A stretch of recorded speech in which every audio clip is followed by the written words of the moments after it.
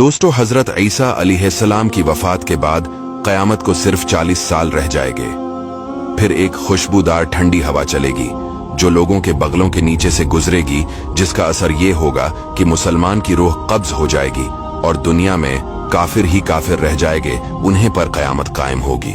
जब खुशबूदार हवा गुजरने की वजह से तमाम मुसलमानों की वफात हो जाएगी, इसके बाद फिर 40 बरस का जमाना ऐसा गुजरेगा कि इसमें किसी की औलाद ना होगी, यानी 40 बरस से कम उम्र का कोई ना रहेगा और दुनिया में काफिर ही काफिर होंगे। अल्लाह कहने वाला कोई ना होगा, कोई खाना खाता होगा, कोई खेती कर रहा होगा, गरज लोग अपने अपने कामों में मशगूल होंगे कि दफातन हजरत इसराफील अलैहिस्सलाम को सूर फूंकने का हुक्म होगा। शरू शरू इसकी आवाज बहुत बारीक होगी और रफ्ता रफ्ता बहुत तेज हो जाएगी। लोग कान लगाकर इसकी आवाज सुनेंगे और बेहोश होकर गिर पड़ेंगे और मर जाएंगे। आसमान, जमीन, पहाड़, यहाँ तक कि सूर और हजरत इसराफील और तमाम मलाइका फना हो जाएंगे। इस वक्त उस अल्लाह के सिवा कोई ना होगा। वो फरमाएगा, आज किसकी बादशाहत है, कहाँ है जब्बारी, कहाँ है मुतकब्बरीन, मगर है कौन जो जवाब दे। फिर खुद ही फरमाएगा, सिर्फ अल्लाह वाहिद की सल्तनत है। फिर जब अल्लाह ताला चाहेगा, हजरत इसराफील को दोबारा जिंदा फरमाएगा और सूर को पैदा करके दोबारा फूंकने का हुक्म देगा। सूर फूंकते ही तमाम अवलीन और आखिरीन मलाइका, इंसान, हैवानात और जिन मौजूद हो जाएंगे।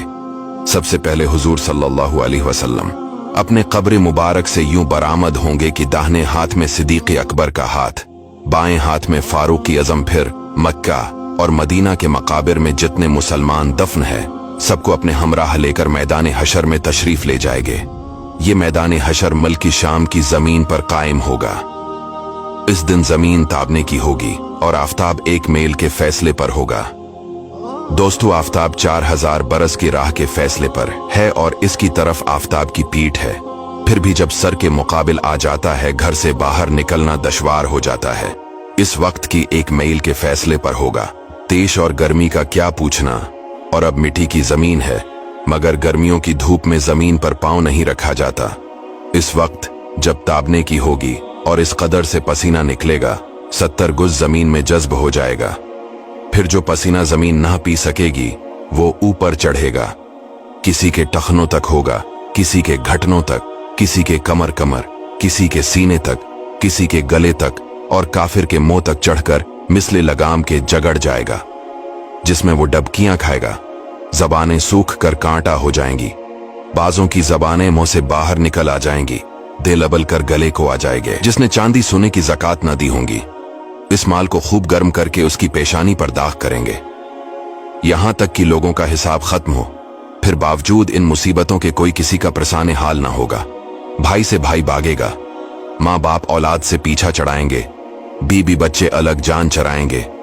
हर एक अपनी अपनी मुसीबत में गिरफ्तार, कौन किसी का मददगार होगा। दोस्तों, ये है महशर का दिन। इसके बाद लोग तमाम नबियों के पास मदद के लिए पुकारेंगे, लेकिन कोई मदद नहीं करेगा सिवाय हमारे प्यारे आका सल्लल्लाहु अलैहि वसल्लम के। इसीलिए दोस्तों, अपने नबी सल्लल्लाहु अलैहि वसल्लम से मोहब्बत कीजिए। हुजूर पेशे हक मज़दा शिफात का सुनाते जाएंगे, आप रोते जाएंगे, हमको हंसाते जाएंगे।